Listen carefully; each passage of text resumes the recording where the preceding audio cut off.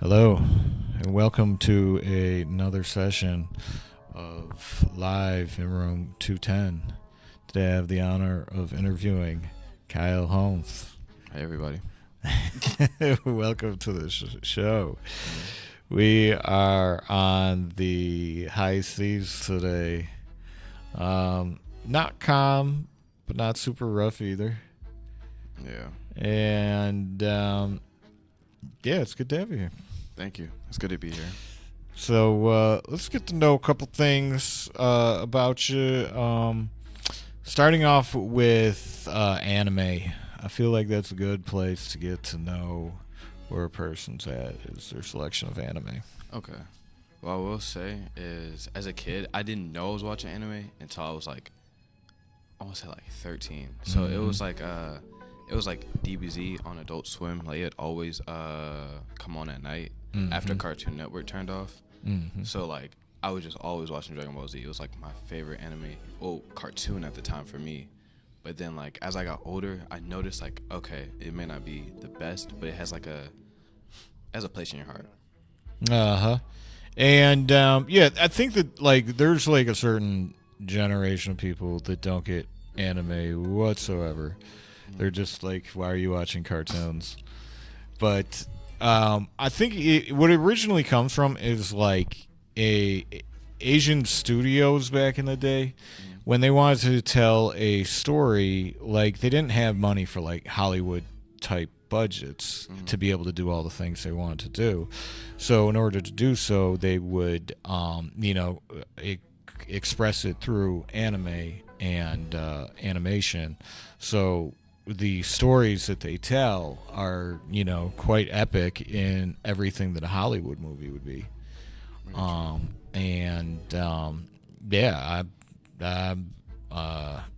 I'm interested to see more of it. I've only seen some like basic stuff, but yeah, I never got into Dragon Ball Z.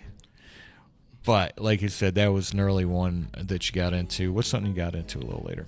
A little later, I'd like to say my most recent has to be Villain Saga, but probably something that everybody, like anyone who watches anime has at least heard of once, has to be Demon Slayer. Everyone knows at least some type of small understanding of what Demon Slayer is. In my opinion, for the new generation of anime, it's probably like one of the best choreographed, in my opinion. And can you give us a quick theme or synopsis of Demon Slayer? So Demon Slayer is about brother and sister who, at first, they have a normal life, and then tragedy strikes when majority of their family is killed, and then the sister gets turned into a demon, and the brother has to go on this long epic adventure and trying to get revenge for their family in a way, but at the same time cure his sister. He's just trying to like protect her in a way. And throughout the entire like series so far that I've watched, it's just been growing together and just getting stronger, and just it's always revisiting that one part that's like they're stronger together than they would be separate. So it's like both of the siblings are working together no matter what. All right, very nice. And tell us about this one here down there, Villain Saga. I'd have to say it's I haven't watched the second season yet, but I will say I know that's more targeted towards like maturity in a way, like learning to let things go and in a way growing as a person. But like I'm not gonna lie, the first season was just kind of brutal. That's why I loved it so much. It was like straight violence. If you've ever seen a 12-year-old stab a grown man and kill an entire village, that's what we'll be on. So. Okay. Sounds like your typical anime, honestly.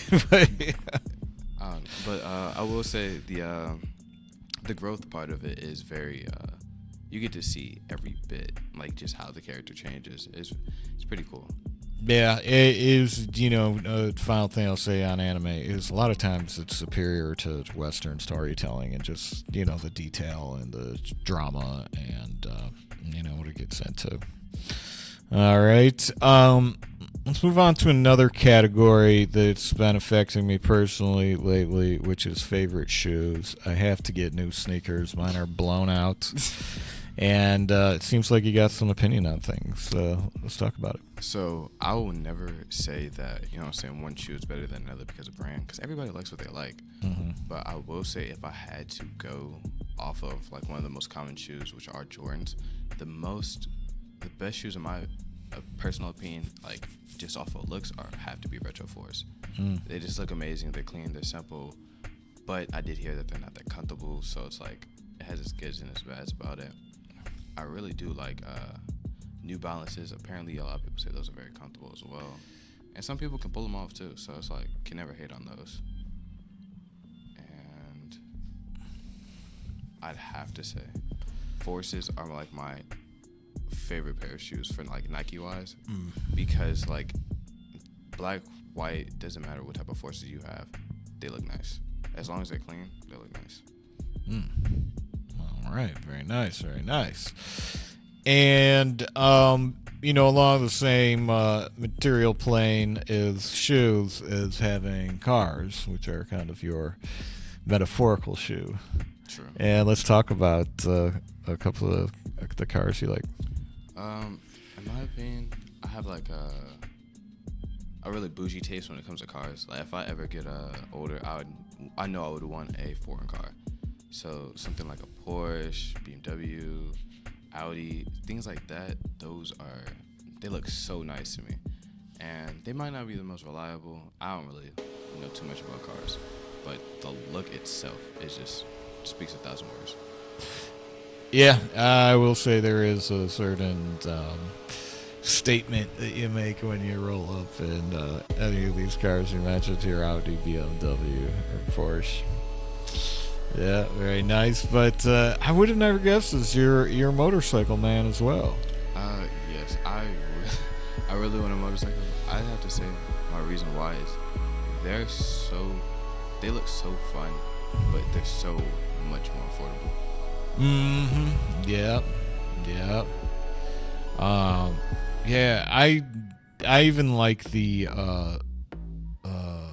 moped / scooters that they got down in Miami. It's extremely prevalent. Like, I've definitely more people have those than motorcycles. Sure. And I think part of the lure with it is they're so inexpensive. Like, you can be rolling around, for like, I mean, if you got a guy, he probably like 500, as low as $500 you could get one for. I wouldn't trust that one. No, that's if you got a guy, or your cousin's trying to sell it or something like that. But more likely, if you get a used one, you could get a decent one for like $1,000. But if you want to get like something like new or something, like you're still only talking like $2,000, and that's going to be able to get you all over Miami. But yeah, motorcycles, so very nice. And let's talk about food a little bit. Get to know your tastes. You got seafood first. More expensive taste by Kai Holmes. It's not even expensive because I grew up in South Carolina. Okay. My family members were like fishers or were just on a boat. So like they got the opportunity to get a lot of seafood, especially like blue crab. Oh yeah. Almost all the time. It wouldn't be something out like a lot of people were like here in Florida. I know a lot of people are like, dang, I haven't had seafood in so long. But back then it was like a weekly thing. So it's like I never really had to think about the price of seafood or even like care too much. Right. My entire family loves it. Besides my mom, she thinks she's allergic to it. She just don't never take her chances with it.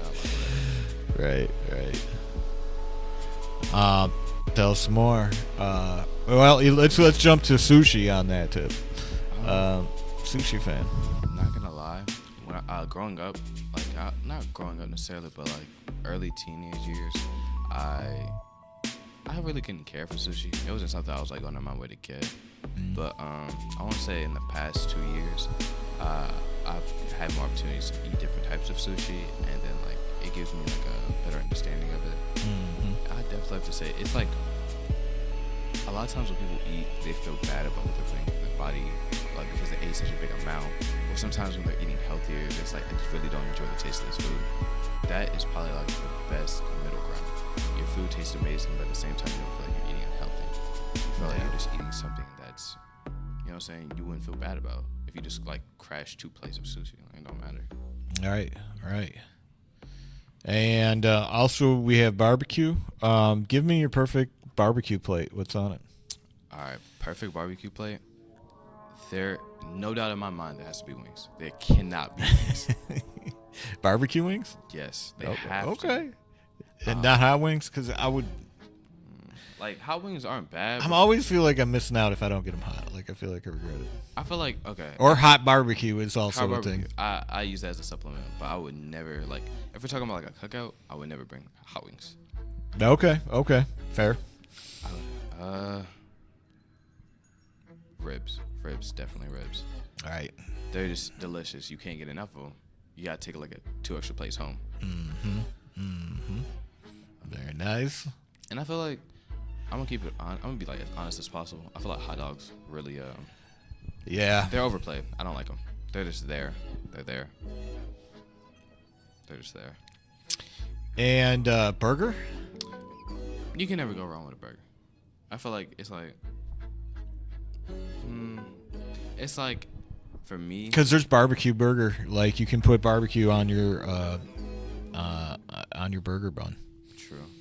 For me, when I'm like, if I'm nervous, if I'm around new people, and like sometimes I'm not that like I don't eat too much. If I'm around new people, what I'll do is I'll just like get one of something, and if I'm getting one of something, it's definitely gonna be a burger. Okay. Right. All right. Very nice. And let's get. You know what? And it's perfect segue into drinks that you like to. Starting with. So, especially like where I'm from, sweet tea is like a must-have. It's a must-have. No matter what restaurant you go to, no matter where, Right. they have to have sweet tea. And if it's not made the way you like it, ain't no point coming back to the restaurant. And I feel like there's a wide variety of like sweet tea, and then some people like next to not sweet tea at all. Honestly, I feel like if you like tea, but not sweetened, just drink dirty water at that point. Like I don't understand why you just adding a little bit of dirt in it at that point. I would definitely say sweet tea. Like when it's overly sweet, I can still deal with it, but I wouldn't keep drinking. Like I wouldn't drink tea as much if I just had like something that's really high in sugar. But if it's like the perfect middle ground, I can drink tea 2 days later again. Very nice. And also we have orange soda listed here. I don't know why, but like no matter when, no matter where, if I am tired, exhausted, orange soda is better than Sprite, better than Coca-Cola, better than any other soda. I don't know why. It just does it for me. Very nice. And you also responsibly mentioned cold water. Okay, so there have been so many times where I've woken up in the middle of the night and I just die for a cold glass of water. I have to say, no matter what, you can never go wrong with water. And like as a kid, I never liked hearing that, but after I got older, I was like, you can never really go wrong with that. I've gotten really in the habit of having water first thing in the morning, and a lot of it. And it's been really good. Like we need water as humans, and we can't get it all through caffeinated beverages and whatnot. So yeah, good item on your list there.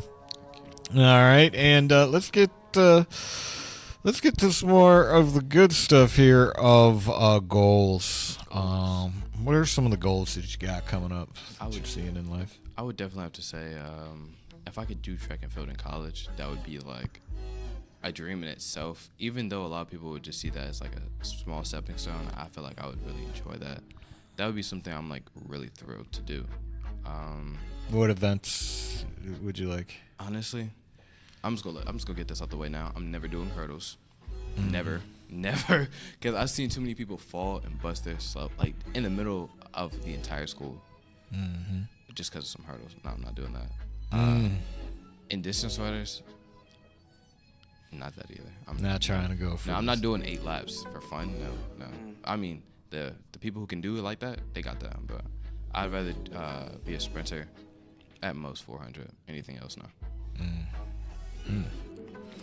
And you also have welding listed.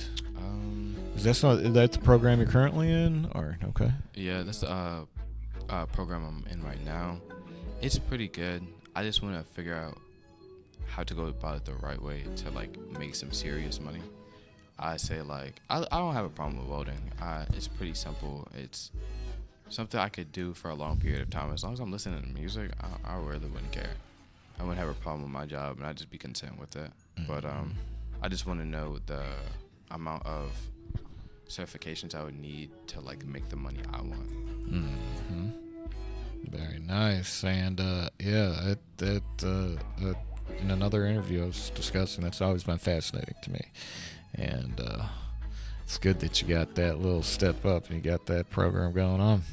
And C, you put becoming the man I want to be.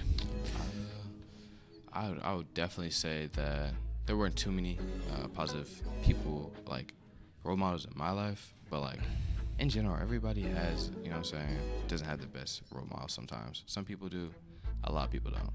So it's like everyone, I feel like a lot of men have this thought in their mind of what they want to be when they grow older, or like at least not being like somebody in particular. Mm-hmm. And I know I would want to just be someone who I could look up to as a kid. Yeah.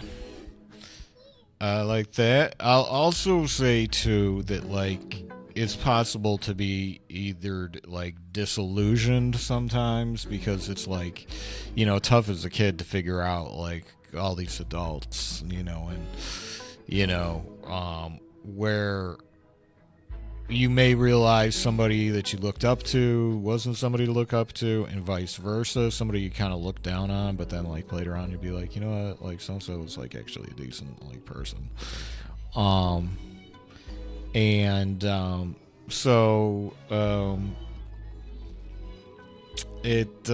know, becoming the best possible version of Kyle Holmes is also a very good thing to think about as well. But those are all very nice goals that you have set out in front of you. And we'll end up on things I want to learn. What are some things that you'd like to learn? So honestly, I'd have to say when it comes to swimming, I suck at it. I really haven't had too much experience. My siblings have tried to teach me before, but it ain't go the way. It ain't go the right way. I almost drowned a couple times. So I'm like, I'm not afraid of water, but I'm like, I just need the time to learn. A lot of times I feel like I get too focused on everything else. And it's like sometimes just taking it slow and just learning something just to learn it might be cool. Mm-hmm. Yeah, in putting yourself in position like to do it daily. Like we were having a conversation about manual shift cars, and like a lot of people are like, oh my god, they're like really tough, like back in the days and stuff. It's easy after you've, you know, done it for like a month every day. You know, and that's the same thing with swimming. But speaking of manual shift, how to drive? You know how to drive her? Not yet. This summer I'm gonna get my permit because I already took my online driving course. But the thing that like crushes me about it is I haven't really had behind the wheel experience. So it's like I'm gonna have my permit, but that's just gonna be something to have at that point. I ain't gonna have not really much experience. There's a bunch of people like younger than me who just already know how to drive. People don't have like jobs already know how to drive. It's like, damn, I feel like I'm behind. But you know what? I would say that it's the same thing as the swimming thing. Is like I remember like not being very good at driving for like the longest when I first got my license. And it wasn't until I got like a job where I did a ton of driving that then like I became comfortable with it. Like I think it was like when I was doing construction, I was like constantly on the thruway back and forth like every day, 45 minutes, 35 minutes, sometimes an hour. Over a few month period, I remember noticing like I'm pretty good at this. Like you're kind of like a NASCAR driver out there during rush hour, and then you just end up getting good with it. It's stressful at first, but then you just get used to it. But let's talk about in C. This is probably my favorite thing that you put that you want to learn. was how to value my space/peace. I want to say a lot of things that people choose to deal with are other individuals who don't benefit them at all. And I'm starting to notice that growing up, like certain people, they might be your friends, but certain people might not have your best interest at heart. Like they can like your personality and have fun with you, but are they gonna really be the people who support you when you need that support? Are they really gonna be the people who are gonna tell you, hey, you're not doing the right thing when you really aren't doing the right thing? It's very important that you know what your values, like what is important to you and the way you want to live your life. And I always remember you only got one life that we know of so far. This is all you really can understand and comprehend. So you might as well live it the way you want to instead of just doing it just to do it. Yeah, I was very impressed with that, and like that is something that goes on. Like not just, I mean, I'm very impressed that you got to that you got that, you know, at the age you're at, and you know, it just shows that you're like establishing. Like that's a good area to, you know, think about and be aware of, because that just means it's going to be straightened out in your favor sooner than later. And it leads to good things, especially like if you value that over your space, your peace, over sometimes like money, sometimes not over, you know, other things too. But very nice. Well, before this bell hits, I want to thank you, Kai, for being on the show. Thank you for bringing me. And shout out to you give a shout out to our YouTube audience. Oh wait, like for my socials or something? Yeah, your socials. Anybody you'd like to shout out to the YouTube audience? I'd like to shout out JoJo for being like the biggest crackhead I know. I just shout out JoJo. That's about it. All right, shout out JoJo. Catch you next time. Peace.